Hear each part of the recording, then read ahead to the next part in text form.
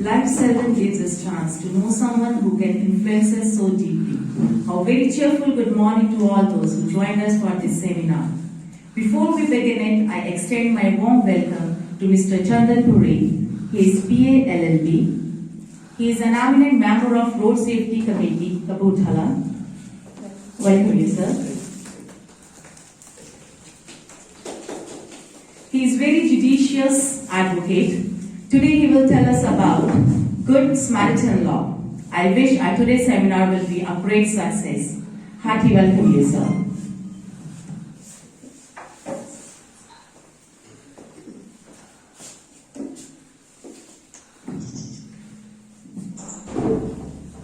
Good morning, students.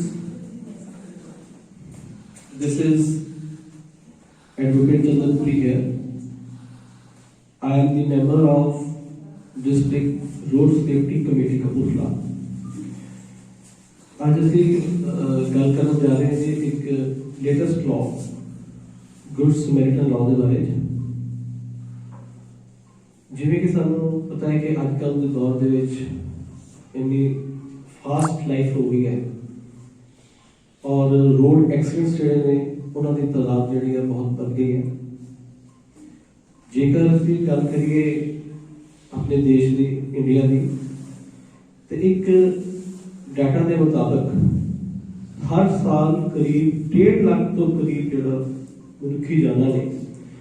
ਉਸ ਸਿਰਫ road accident ਹੋਣ ਦੇ ਕਾਰਨ ਹੀ ਲੋਕਾਂ ਦੀ ਡੈਥ ਹੋ ਜਾਂਦੀ ਹੈ। ਔਰ ਇੱਕ NGO ਕਿਉਂਕਿ ਅਕਸਰ ਦੇਖਣ ਦੇ ਵਿੱਚ ਆਇਆ ਹੈ ਕਿ ਜਦੋਂ ਵੀ ਕੋਈ ਸੜਕ ਹਾਦਸਾ ਜਿਹੜਾ ਹੈ ਉਹ ਹੁੰਦਾ ਹੈ ਤੇ ਉਸ ਨੂੰ ਕੋਈ ਵੀ ਬੰਦਾ ਜਿਹੜਾ ਹੈ ਉਸ ਜ਼ਖਮੀ ਦੀ ਮਦਦ ਕਰਨ ਦੇ ਲਈ ਅੱਗੇ ਨਹੀਂ ਵਧਦਾ, ਕਿਉਂਕਿ ਉਹਨਾਂ ਸਾਰਿਆਂ ਦੇ ਮਨ ਦੇ ਵਿੱਚ ਇਹ ਡਰ ਹੁੰਦਾ ਹੈ ਕਿ ਜੇਕਰ ਉਹ ਉਸ ਜ਼ਖਮੀ ਨੂੰ ਹਸਪੀਟਲ ਦਾਖਲ ਕਰਵਾਉਣ ਜਾਣਗੇ ਤੇ ਪੁਲਿਸ ਡਿਪਾਰਟਮੈਂਟ ਹਸਪੀਟਲ ਡਿਪਾਰਟਮੈਂਟ ਜਿਹੜਾ ਹੈ ਉਹ ਉਹਨਾਂ ਨੂੰ ਤੰਗ ਕਰੇਗਾ, ਪਰੇਸ਼ਾਨ ਕਰੇਗਾ, ਉਹਨਾਂ ਦੇ ਖਿਲਾਫ ਕੋਈ ਨਾ ਕੋਈ ਜਿਹੜੀ ਹੈ ਉਹ ਕਾਨੂੰਨੀ ਕਾਰਵਾਈ ਕੀਤੀ ਜਾਏਗੀ। ਕਿਉਂਕਿ ਜਦੋਂ ਵੀ ਕੋਈ ਐਕਸੀਡੈਂਟ ਜਿਹੜਾ ਹੁੰਦਾ ਹੈ ਉਸ ਐਕਸੀਡੈਂਟ ਹੋਣ ਤੋਂ ਜਿਹੜਾ 1 ਘੰਟਾ ਹੈ ਉਹ ਇੰਨਾ ਜ਼ਿਆਦਾ ਕ੍ਰੂਸ਼ੀਅਲ ਹੁੰਦਾ ਹੈ ਜਿਹਨੂੰ ਮੋਟਰ ਵਹੀਕਲ ਐਕਟ ਦੇ ਵਿੱਚ ਗੋਲਡਨ ਪੀਰੀਅਡ ਦਾ ਨਾਮ ਜਿਹੜਾ ਹੈ ਉਹ ਦਿੱਤਾ ਗਿਆ ਹੈ। ਕਿਉਂਕਿ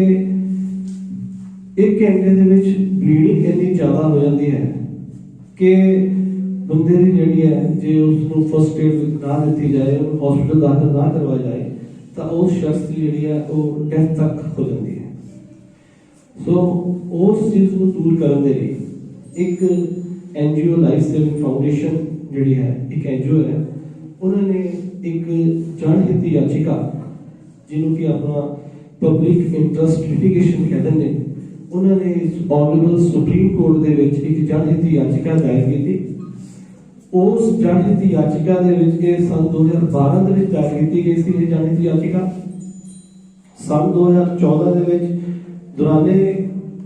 ਪਟੀਸ਼ਨ ਉਹਦੇ ਵਿੱਚ ਆਨਰੇਬਲ ਸੁਪਰੀਮ ਕੋਰਟ ਨੇ ਕੁਝ ਗਾਈਡਲਾਈਨਸ ਜਿਹੜੀਆਂ ਨੇ ਉਹ ਜਾਰੀ ਕਰਤੀਆਂ ਸੀ ਔਰ 2016 ਦੇ ਵਿੱਚ ਉਸ ਜਨਹਿਤ ਯਾਚਿਕਾ ਦਾ ਜਿਹੜਾ ਹੈ ਉਹ ਫੈਸਲਾ ਹੋ ਗਿਆ, ਜਜਮੈਂਟ ਆ ਗਈ ਔਰ 2019 ਦੇ ਵਿੱਚ ਇਸ ਨੂੰ ਮੋਟਰ ਵਹੀਕਲ ਐਕਟ ਦੇ ਵਿੱਚ ਜਿਹੜਾ ਹੈ ਉਸ ਦਾ ਇੰਦਰਾਜ ਕਰਤਾ ਗਿਆ। ਉਹਨਾਂ ਗਾਈਡਲਾਈਨਸ ਦੇ ਮੁਤਾਬਕ ਜੇਕਰ ਕਿਸੇ ਵੀ ਸੜਕ ਹਾਦਸੇ ਦੇ ਵਿੱਚ ਕਿਸੇ ਜ਼ਖਮੀ ਨੂੰ ਕੋਈ ਅਣਜਾਣ ਬੰਦਾ ਹਸਪੀਟਲ ਦਾਖਲ ਕਰਵਾਉਂਦਾ ਹੈ ਤਾਂ ਉਸ ਬੰਦੇ ਦੇ ਖਿਲਾਫ ਕਿਸੇ ਵੀ ਤਰ੍ਹਾਂ ਦੀ ਕੋਈ ਵੀ ਸਿਵਲ ਔਰ ਕ੍ਰਿਮੀਨਲ ਲਾਇਬਿਲਿਟੀ ਜਿਹੜੀ ਹੈ ਉਹ ਫਿਕਸ ਨਹੀਂ ਕੀਤੀ ਜਾਏਗੀ। ਰੈਦਰ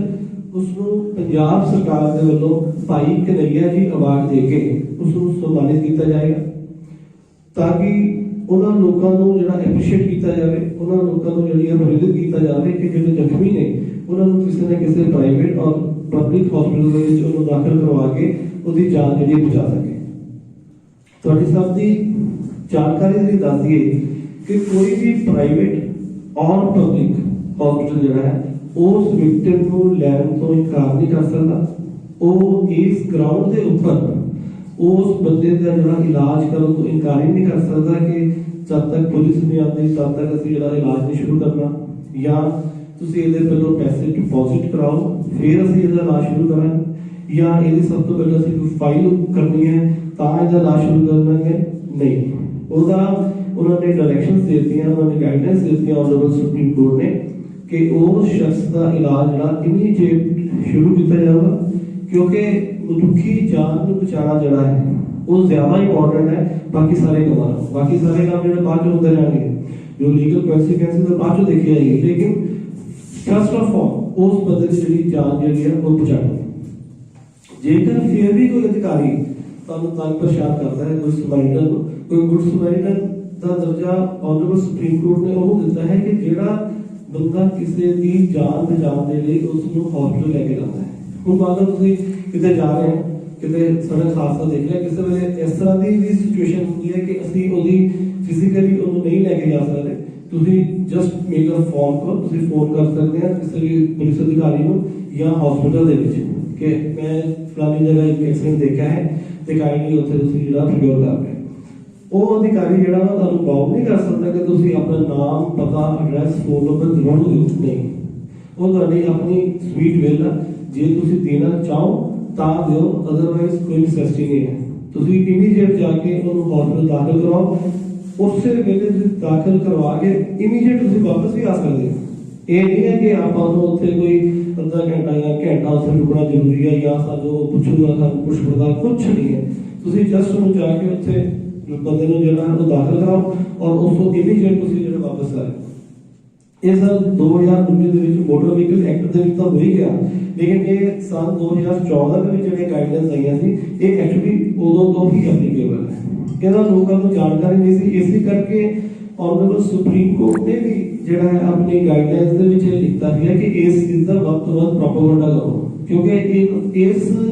ਜਿਹੜਾ ਕਾਨੂੰਨ ਹੈ ਇਹਦਾ ਫਾਇਦਾ ਸਾਰਿਆਂ ਨੂੰ ਤਾਂ ਜਾਊਗਾ ਜੇਕਰ ਇਸ ਚੀਜ਼ ਦੀ ਜਿਹੜੀ ਆ ਉਹ ਅਵੇਅਰਨੈਸ ਲੋਕਾਂ ਦੇ ਵਿੱਚ ਹੋਏਗੀ। ਅਸੀਂ ਤੁਹਾਡੇ ਮਾਧਿਅਮ ਦੇ ਨਾਲ ਤੁਹਾਡੇ ਤੋਂ ਵੀ ਰਿਕੁਐਸਟ ਹੈ ਕਿ ਇਸ ਗੱਲ ਨੂੰ ਵੱਧ ਤੋਂ ਵੱਧ ਇਸ ਚੀਜ਼ ਦਾ ਪ੍ਰਚਾਰ ਕਰੋ, ਕਿਉਂਕਿ ਜਿੰਨਾ ਇਸ ਚੀਜ਼ ਦਾ ਪ੍ਰਚਾਰ ਹੋਵੇਗਾ ਉਨਾ ਹੀ ਅਸੀਂ ਇਸ ਚੀਜ਼ ਦਾ ਫਾਇਦਾ ਜਿਹੜਾ ਵਾ ਆਪ ਹੀ ਲੈ ਸਕਦੇ ਹਾਂ ਔਰ ਦੂਸਰਾ ਨੂੰ ਵੀ ਦੇ ਸਕਦੇ ਹਾਂ, ਕਿਉਂਕਿ ਹਾਦਸਾ ਜਿਹੜਾ ਹੈ ਕਦੀ ਵੀ ਕਿਸੇ ਦੇ ਨਾਲ ਵੀ ਕਿਤੇ ਵੀ ਹੋ ਸਕਦਾ ਹੈ। ਇਸ ਲਈ ਅੱਜ ਦੀ ਇਹ ਨੈਸੈਸਿਟੀ ਹੈ, ਅੱਜ ਦੀ ਜ਼ਰੂਰਤ ਬਣ ਚੁੱਕੀ ਹੈ ਕਿ ਸਾਨੂੰ ਇਸ ਲਾਅ ਜਿਹੜਾ ਲੇਟੈਸਟ ਲਾਅ ਹੈਗਾ ਉਹਦੇ ਬਾਰੇ ਸਾਨੂੰ ਬਿਲਕੁਲ ਜਾਣਕਾਰੀ ਹੋਣੀ ਚਾਹੀਦੀ ਹੈ। ਤੁਸੀਂ ਵੀ ਫਰਦਰ ਕਰਕੇ ਜਾਣਕਾਰੀ ਦਿਓ ਤਾਂ ਕਿ ਲੋਕੀ ਇਹਦਾ ਵੱਧ ਤੋਂ ਵੱਧ ਜਿਹੜਾ ਹੈ ਉਹ ਫਾਇਦਾ ਜਿਹੜਾ ਚੱਕ ਸਕਣ ਔਰ ਅਸੀਂ ਮਨੁੱਖੀ ਜਾਨਾਂ ਜਿਹੜੀਆਂ ਬਹੁਤ ਕੀਮਤੀ ਨੇ, ਜਿਨ੍ਹਾਂ ਦਾ ਕੋਈ ਮੋਲ ਨਹੀਂ ਹੈ, ਅਸੀਂ ਉਹਨਾਂ ਨੂੰ ਬਚਾ ਸਕੀਏ। ਔਰ ਹੁਣ ਅਸੀਂ ਗੱਲ ਕਰਾਂਗੇ ਕਿਉਂਕਿ ਬੱਚਿਆਂ ਦਾ ਹੈ, ਬੱਚੇ ਸੁਣ ਰਹੇ ਨੇ ਤੇ ਅਸੀਂ ਚਾਹਾਂਗੇ ਬੱਚਿਆਂ ਵਾਸਤੇ ਵੀ ਕੁਝ ਨਾ ਕੁਝ ਜਿਹੜੀਆਂ ਉਹ ਗਾਈਡੈਂਸ ਦੇਈਏ। ਦੇਖੋ ਦੇਖਣ ਚ ਆਇਆ ਹੈ ਕਿ ਅਕਸਰ ਜਿਹੜੇ ਬੱਚੇ ਨੇ ਉਹ ਸੜਕ ਦੇ ਉੱਪਰ ਖੇਡਦੇ ਰਹਿੰਦੇ ਨੇ ਜਾਂ ਸੜਕ ਦੇ ਉੱਪਰ ਰਨਿੰਗ ਕਰਦੇ ਨੇ, ਤੇ ਉਹਨਾਂ ਨੂੰ ਵੀ ਰਿਕੁਐਸਟ ਹੈ ਕਿ ਕਾਈਂਡਲੀ ਕਦੇ ਵੀ ਸੜਕ ਜਿਹੜੀ ਹੈ ਉਹ ਖੇਡਣ ਵਾਸਤੇ ਨਹੀਂ ਹੁੰਦੀ। ਜੇ ਤੁਸੀਂ ਖੇਡਣਾ ਚਾਹੁੰਦੇ ਹੋ ਤੇ ਤੁਸੀਂ ਸਟੇਡੀਅਮ ਜਾਂ ਕਿਸੇ ਪਲੇਗਰਾਉਂਡ 'ਚ ਖੇਡੋ। ਔਰ ਇਹਨਾਂ ਦਿਨਾਂ ਦੇ ਵਿੱਚ ਕਾਈਟਸ ਦੇ ਪਿੱਛੇ ਦੇਖਿਆ ਜਦੋਂ ਕਾਈਟਸ ਕੱਟ ਹੁੰਦੀਆਂ ਬੱਚੇ ਬਿਲਕੁਲ ਉਹਦੇ ਪਿੱਛੇ ਜਾ ਕੇ ਭੱਜਦੇ ਨੇ ਔਰ ਉਹਦੇ ਨਾਲ ਕੋਈ ਨਾ ਕੋਈ ਜਿਹੜਾ ਸੜਕ ਹਾਦਸਾ ਹੋਣ ਦੇ ਚਾਂਸਸ ਬਣੇ ਰਹਿੰਦੇ ਨੇ। ਇੱਕ ਮੈਂ ਤੁਹਾਨੂੰ ਹੋਰ ਬੜਾ ਲੇਟੈਸਟ ਲਾਅ ਇਹਦੇ ਬਾਰੇ ਜਾਣਕਾਰੀ ਦੇ ਦਵਾਂ ਤੁਹਾਨੂੰ। ਉਹ ਇਹ ਹੈ ਕਿ ਜੇਕਰ ਕੋਈ 18 ਸਾਲ ਤੋਂ ਘੱਟ ਬੱਚਾ ਹੈ ਔਰ ਉਹਦਾ ਲਾਇਸੈਂਸ ਤਾਂ ਬਣਨਾ ਨਹੀਂ, ਕਿਉਂਕਿ 18 ਸਾਲ ਤੋਂ ਪਹਿਲਾਂ ਬੰਦ ਨਹੀਂ ਲਾਇਸੈਂਸ, ਜੇਕਰ ਉਹ ਪੁਲਿਸ ਉਸ ਨੂੰ ਡਰਾਈਵ ਕਰਦੇ ਫੜਦੇ ਨੇ ਤੇ 25,000 ਰੁਪਇਆ ਜੁਰਮਾਨਾ ਤੇ 3 ਸਾਲ ਤੱਕ ਦੀ ਕੈਦ ਦਾ ਜਿਹੜਾ ਨਵਾਂ ਕਾਨੂੰਨ ਆ ਗਿਆ ਹੈ। ਔਰ ਇਹ ਜਿਹੜਾ 25,000 ਰੁਪਏ ਜੁਰਮਾਨਾ ਔਰ 3 ਸਾਲ ਦੀ ਕੈਦ ਹੈ, ਇਹ ਉਸ ਬੱਚੇ ਨੂੰ ਨਹੀਂ, ਇਹ ਉਹਦੇ ਪੇਰੈਂਟਸ ਨੂੰ, ਉਹਦੇ ਗਾਰਡੀਅਨਸ ਨੂੰ ਜਾਂ ਜਿਹੜਾ ਉਸ ਵਹੀਕਲ ਦਾ ਓਨਰ ਹੋਊਗਾ, ਜਿੱਦਾਂ ਦੀ ਸਿਚੁਏਸ਼ਨ ਹੋਏਗੀ ਉਹਦੇ ਅਕੋਰਡਿੰਗ, ਜਿੱਦਾਂ ਦੇ ਹਾਲਾਤ ਹੋਣਗੇ ਉਹਦੇ ਅਕੋਰਡਿੰਗ ਜਿਹੜਾ ਇਹਦਾ ਫੈਸਲਾ ਕੀਤਾ ਜਾਵੇਗਾ। ਇਸ ਲਈ ਪੇਰੈਂਟਸ ਨੂੰ ਵੀ ਗੁਜ਼ਾਰਿਸ਼ ਹੈ ਜੋੜ ਕੇ ਕਿ ਕਾਈਂਡਲੀ ਜਿਹੜੇ ਤੁਹਾਡੇ ਮਾਈਨਰ ਬੱਚੇ ਨੇ ਉਹਨਾਂ ਨੂੰ ਵਾਹੀਕਲਸ ਨਾ ਦੇਣ, ਕੋਸ਼ਿਸ਼ ਕਰੋ ਕਿ ਉਹ ਵੱਧ ਤੋਂ ਵੱਧ ਜਿਹੜਾ ਉਹ ਸਾਈਕਲ ਦਾ ਪ੍ਰਯੋਗ ਕਰੇ। ਸਾਈਕਲ ਵੀ ਜਿਹੜਾ ਚਲਾਉਣਾ ਹੈ ਉਹ ਵੀ ਹੈਲਮਟ ਦਾ ਜਿਹੜਾ ਪ੍ਰਯੋਗ ਕਰਨ, ਕਿਉਂਕਿ ਜਿਹੜਾ ਹੈਡ ਹੈ ਬੜਾ ਵਾਈਟਲ ਪਾਰਟ ਹੈ ਬੋਡੀ ਦਾ ਔਰ ਜਿਹੜੀ ਹੈਡ ਇੰਜਰੀ ਹੈ ਉਹਦੇ ਬਹੁਤ ਡਾਇਰੈਕਟ ਕਨਸੀਕੁਐਂਸਿਸ ਹੋ ਸਕਦੇ ਨੇ। ਇਸ ਕਰਕੇ ਆਪਣੀ ਸੇਫਟੀ ਜਿਹੜੀ ਹੈ ਉਹ ਜ਼ਰੂਰ ਰੱਖਣੀ ਚਾਹੀਦੀ ਹੈ। ਹੁਣ ਗੱਲ ਕਰਦੇ ਹਾਂ ਜੀ ਕਿ ਇਹਦਾ ਟ੍ਰੈਫਿਕ ਰੂਲਸ ਨੂੰ ਫੋਲੋ ਕਰਨ ਦਾ ਜਿਹੜਾ ਹੈ ਉਹ ਇੰਪੋਰਟੈਂਸ ਕੀ ਹੈ। ਟ੍ਰੈਫਿਕ ਰੂਲਸ ਨੂੰ ਫੋਲੋ ਕਰਨ ਦਾ ਇੱਕੋ ਇੰਪੋਰਟੈਂਸ ਹੈ ਕਿ ਜੇਕਰ ਅਸੀਂ ਟ੍ਰੈਫਿਕ ਰੂਲਸ ਨੂੰ ਫੋਲੋ ਕਰਾਂਗੇ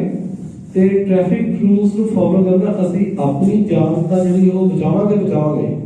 ਲੇਕਿਨ ਉਹਦੇ ਨਾਲ ਅਸੀਂ ਦੂਸਰਿਆਂ ਦੀ ਲਾਈਫ ਵੀ ਸੇਵ ਕਰਦੇ ਹਾਂ ਕਿਉਂਕਿ ਜਦੋਂ ਵੀ ਕੋਈ ਐਕਸੀਡੈਂਟ ਹੋਣਾ ਵਾ ਜ਼ਾਹਿਰ ਹੈ ਕਿ ਦੋ ਵਹੀਕਲਸ ਦੇ ਵਿੱਚ ਹੋਏਗਾ ਆਪ ਵੀ ਅਸੀਂ ਉਹ ਤੋਂ ਸੇਫ ਹੋ ਸਕਦੇ ਹਾਂ ਔਰ ਦੂਸਰੇ ਨੂੰ ਵੀ ਸੇਫ ਕਰ ਸਕਦੇ ਹਾਂ ਜੇਕਰ ਅਸੀਂ ਟ੍ਰੈਫਿਕ ਰੂਲਸ ਵੀ ਹਰ ਚੀਜ਼ ਵਾਸਤੇ ਇੱਕ ਐਜੂਕੇਸ਼ਨ ਜਿਹੜੀ ਉਹ ਬਣੀ ਹੋਈ ਹੈ ਉਸੇ ਤਰ੍ਹਾਂ ਟ੍ਰੈਫਿਕ ਨੂੰ ਜਿਹੜਾ ਸਮਝਣ ਵਾਸਤੇ ਉਹਦੇ ਵਾਸਤੇ ਇੱਕ ਐਜੂਕੇਸ਼ਨ ਜਿਹੜੀ ਹੈ ਤਾਂ ਕਿ ਟ੍ਰੈਫਿਕ ਨੂੰ ਵੀ ਅਸੀਂ ਸਟੱਡੀ ਕਰ ਸਕੀਏ ਟ੍ਰੈਫਿਕ ਰੂਲਸ ਨੂੰ ਸਟੱਡੀ ਕਰ ਸਕੀਏ ਕਿਉਂਕਿ ਰੂਲਸ ਜਿਹੜੇ ਆ that R meant for us for hour safety ਇਸ ਕਰਕੇ ਸਾਨੂੰ ਸਾਰਿਆਂ ਨੂੰ ਜਿਹੜਾ ਹੈ ਇਸ ਚੀਜ਼ ਵੱਲ ਧਿਆਨ ਦੇਣਾ ਚਾਹੀਦਾ ਹੈ ਔਰ ਤੁਹਾਨੂੰ ਵੀ ਸਾਰਿਆਂ ਨੂੰ ਗੁਜ਼ਾਰਿਸ਼ ਹੈ ਕਿ ਜਿਹੜਾ ਇਹ ਲੇਟੈਸਟ ਲਾਅ ਹੈ ਗੁੱਡ ਸਮੈਰਿਟਨ ਦੇ ਉੱਪਰ ਅਸੀਂ ਕਾਫੀ ਵਰਕ ਕਰ ਰਹੇ ਹਾਂ ਔਰ ਤੁਹਾਡੀ ਜਾਣਕਾਰੀ ਵੀ ਦੱਸੀ ਕਿ ਅਸੀਂ ਪਿਛਲੇ ਦਿਨੀ ਏਡੀਜੀਪੀ ਪੰਜਾਬ ਟ੍ਰੈਫਿਕ ਨੂੰ ਵੀ ਇੱਕ ਐਪਲੀਕੇਸ਼ਨ ਮੂਵ ਕੀਤੀ ਹੈ ਕਿ ਇਹ ਜਿਹੜੀ ਗੱਲ ਮੈਂ ਤੁਹਾਨੂੰ ਦੱਸੀ ਹੈ ਇਹਦੇ ਬਾਰੇ ਜਿਹੜਾ ਹਰ ਪੁਲਿਸ ਸਟੇਸ਼ਨ ਦੇ ਵਿੱਚ ਜਿਹੜਾ ਵਾ ਉਹ ਬੋਰਡਸ ਲਿਖ ਕੇ ਜਿਹੜੇ ਹੈ ਉਹ ਲਗਾਏ ਜਾਣ ਨਾਲ honourable senior superintendent of police Kapurthala ਨੇ ਦਾ ਆਰਡਰਸ ਕਰਤੇ ਨੇ ਜੇ ਸਾਡੇ ਕਪੂਰਥਲਾ ਦੇ ਵਿੱਚ ਉਹ ਆਰਡਰਸ ਵੀ ਹੋ ਗਏ ਨੇ ਕਿ each and every police station ਦੇ ਵਿੱਚ ਉਹਨਾਂ ਨੇ ਐਸਐਚਓ ਦੀ ਜਿਹੜੀ ਹੈ ਲਾਇਬਿਲਿਟੀ ਫਿਕਸ ਕਰਤੀ ਹੈ ਕਿ ਇਸ ਚੀਜ਼ ਦੇ ਜਿਹੜੇ ਬੋਰਡਸ ਨੇ ਉਹ ਹਰ ਪੁਲਿਸ ਸਟੇਸ਼ਨ ਤੇ ਲੱਗੇ ਹੋਣ ਤਾਂ ਕਿ ਲੋਕੀ ਵੱਧ ਤੋਂ ਵੱਧ ਇਸ ਚੀਜ਼ ਤੋਂ ਅਵੇਅਰ ਹੋਣ ਕਿਉਂਕਿ ਆਨਰੇਬਲ ਸੁਪਰੀਮ ਕੋਰਟ ਨੇ ਵੀ ਆਪਣੀ ਗਾਈਡਲਾਈਨਸ ਦੇ ਵਿੱਚ ਇਹ ਗੱਲ ਲਿਖੀ ਹੈ ਕਿ ਇਸ ਚੀਜ਼ ਦਾ ਫਾਇਦਾ ਹੀ ਤਾਂ ਜਾਣਾ ਹੈ ਜਦ ਤੱਕ ਇਸ ਚੀਜ਼ ਦਾ ਅੱਗੇ ਅਸੀਂ ਪ੍ਰਚਾਰ ਨਹੀਂ ਕਰਾਂਗੇ ਠੀਕ ਹੈ ਉਹਨਾਂ ਨੇ ਲਾਅ ਬਣਾ ਕੇ ਰੱਖਦਾ ਲਾਅ ਬਣ ਗਿਆ ਸਾਰਾ ਕੁਝ ਹੋ ਗਿਆ ਲੇਕਿਨ ਉਹਦਾ ਬੈਨੀਫਿਟ ਤਾਂ ਜੇ ਅਸੀਂ ਉਸ ਚੀਜ਼ ਤੋਂ ਅਵੇਅਰ ਹੋਈਏ ਅਸੀਂ ਉਸ ਚੀਜ਼ ਨੂੰ ਅਵੇਅਰ ਕਰਕੇ ਅਸੀਂ ਇਹਦੀ ਇੰਪਲੀਮੈਂਟੇਸ਼ਨ ਕਰੀਏ ਇਹਦੀ ਕੰਪਲਾਈਂਸ ਕਰੀਏ ਸੋ ਸਾਡੀ ਸਾਰਿਆਂ ਨੂੰ ਬੇਨਤੀ ਹੈ ਜੀ ਕਿ ਕਾਈਂਡਲੀ ਇਸ ਚੀਜ਼ ਨੂੰ ਵੱਧ ਤੋਂ ਵੱਧ ਸ਼ੇਅਰ ਕਰੋ ਆਪਣੇ ਅੱਗੇ ਜਿਹੜੇ ਫਰੈਂਡ ਸਰਕਲ ਨੇ ਉਹਨਾਂ ਸ਼ੇਅਰ ਕਰੋ ਤਾਂ ਕਿ ਲੋਕੀ ਜਿਹੜਾ ਇਹਦਾ ਫਾਇਦਾ ਜਿਹੜਾ ਵਾ ਵੱਧ ਤੋਂ ਵੱਧ ਜਿਹੜਾ ਵਾ ਉਹ ਚੱਕ ਸਕਣ ਤਾਂ ਮਨੁੱਖੀ ਜਾਨਾਂ ਨੂੰ ਜਿਹੜਾ ਹੈ ਅਸੀਂ ਉਹ ਕਰ ਸਕੀਏ thank you for your presentation Thank you so much for the valuable knowledge. Clap for him.